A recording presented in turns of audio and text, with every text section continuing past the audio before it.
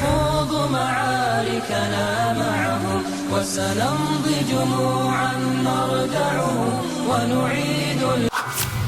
Many of us will do so much worship inside this month. We'll give sadaqah. We'll make sure that we give the zakah before the day of Eid that comes. Why? Because the sunnah of the zakah is the zakah must reach the people before the day of Eid approaches, so that those people, they can benefit from this.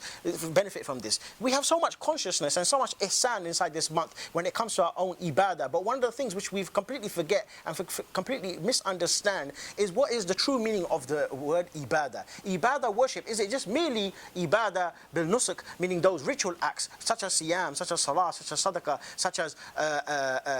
such as slaughtering for the sake of Allah and in the name of Allah? Or is it much more deeper than that?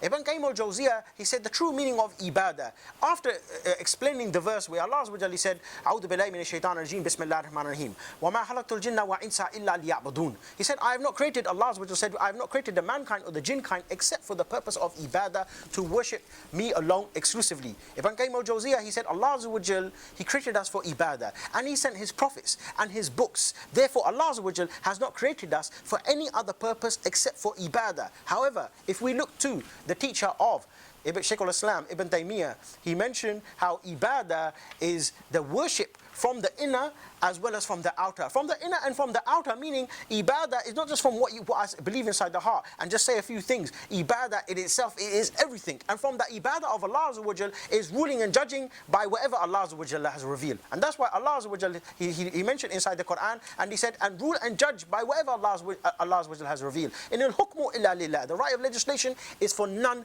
but Allah. Not for any man, not for any rock, not for any stone, not for any false constitution. So judgment, ruling, seeking judgment in any matter must be only to the Sharia of the Nabi Muhammad sallallahu alaihi wasallam. And whoever follows guidance, or whoever believes that there is guidance other than the guidance of Allah, whoever Allah has revealed, then this person, he is living in a complete dream world. This person is upon complete misguidance. And I leave you with the hadith of the Nabi Muhammad sallallahu alaihi wasallam. When he was with his companions in a hot day like this, he drew a line inside the desert, and he drew many different lines on it, on the side of them. And he said, this is my path. Follow this path. This is the path of the Sunnah. This is the path of Tawheed. This is the correct path, the correct minhaj. The correct methodology, and avoid all those other paths. At the end of each of those other paths, there is a shaitan. And when Shaykh al-Islam Ibn Taymiyyah, when he described the true methodology for a Muslim, he said the methodology is the Quran and the Sunnah upon the understanding of the Sahaba. So look at the example of the Sahaba and stop following the example of anybody else today.